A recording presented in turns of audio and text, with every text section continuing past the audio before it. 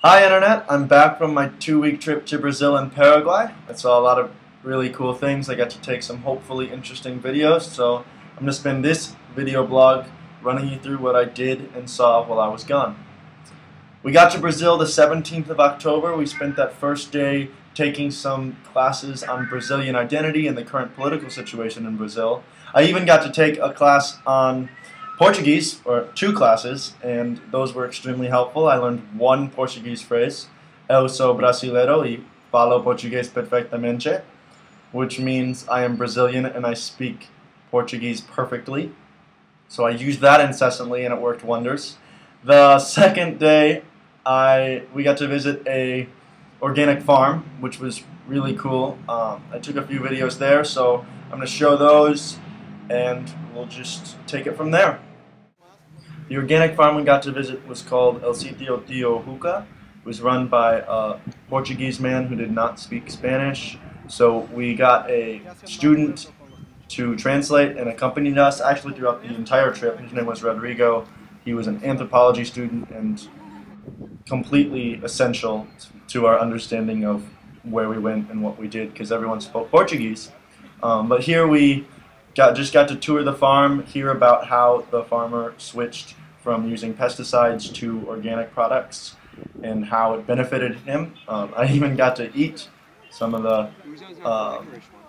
plants that he planted. This one tasted like black licorice. I don't know what it was called, but yeah, it was incredibly interesting. He kind of just started to plant organic, and he figured it out as he went along. He formed a group of other farmers to label themselves organic, but because to get actually licensed is incredibly expensive, so they just kind of did it themselves. And then ultimately we also got to play with his incredibly cute, adorable children. So there you have it. That's the organic farm. The next morning we started with a class on social movements in Brazil, and then in the afternoon we got to visit an acampamento. The acampamentos of Brazil are sites where small farmers who have been priced out or bought out of their land by large landholders reoccupied their land and farmed it in an effort to continue to make a living. It's part of the landless workers movement of Brazil, which has mobilized more than 1 million Brazilians to occupy and farm large landholdings. In general, it's a response to the extremely unequal distribution of land in Brazil. If I remember correctly, 300 people own all of the land in 2 of the largest provinces of Brazil. The land you just saw was actually part of a successful occupation in Brazil. Those farmers received their land title in 1985 after an actually very violent 5-year struggle. We also got to visit another acampamento that's still in the process of fighting for their land title. They live on a tiny strip of land next to the freeway, about 50 meters in length, and they farm what they can for survival. They actually, in their most recent protest, had 2 protesters die. The killings of landless activists has actually been very common, but a tragic consequence of the landless workers movement. At least under Lula, the landless workers movement has received a bit of a break. The Lula government has ended the campaign of the previous government to criminalize legally the landless workers movement. However, the actual redistribution of land under Lula has moved very slowly. The Lula government has partnered with large agro-businesses to increase overall agricultural exports, but the plantations that get the support don't actually create the jobs that the small farmers are asking for.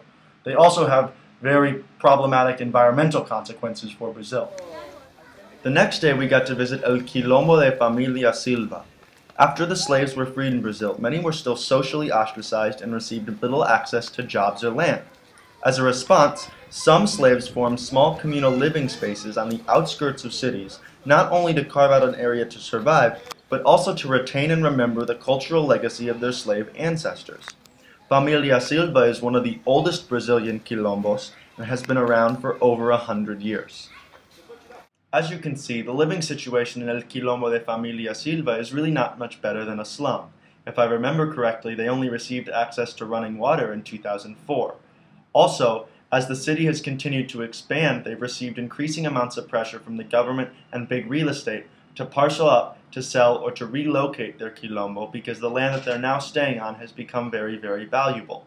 However, the most immediate threat to the quilombo has been the increased police brutality and police violence, which, as the leader who showed us the slum explained to us, has caused extreme amounts of psychological trauma and psychological stress for the inhabitants of the Quilombo. You can see the difference between like the houses here and like immediately over is that, yeah, it's all of that. Well, you can get the contrast right here. Like, see all these houses right here, and then the gate up there, and then there's a really good book the house right there. Brazil it's ridiculous. Called The Slum, and it's literally about a slum that develops right next to this guy's like really wealthy house. The rich houses.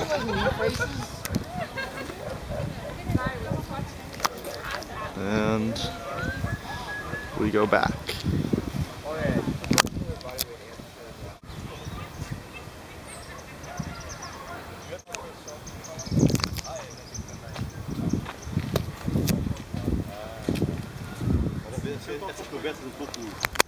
So there's the houses here, and then a private building that got construction stopped because it's too close to the cultural area. Yeah, I think so. It's literally right on top.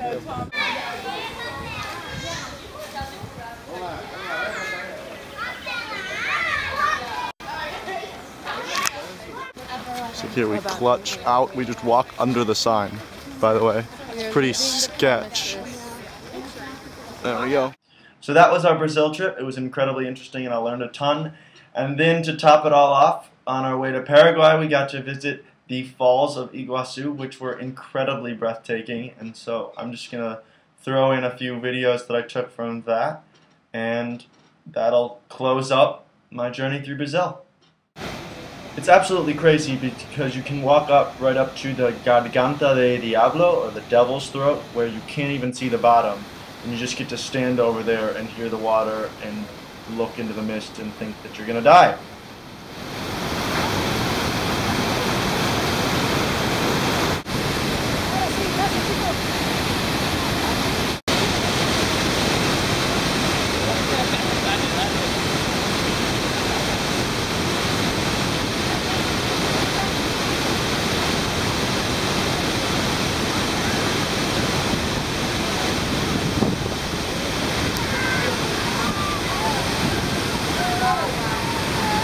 Don't go chasing waterfalls. Listen to the music and the lakes that you're used to. Oh, it's supposed to be rivers. Oops. Anything? You guys have anything to say? Yeah. It's a video. You're not taking a picture. Am I dead? Oh! Yeah, it's so in America large. For believing in me. Look at the force of the water. Forces of nature, man. There we go. I always get shy in your videos. Whoa! That's so awesome. That's fun. That's good times all around. And then it gets even more ridiculous because after seeing the Garganta de Diablo, you can walk down and see the entire valley of waterfalls.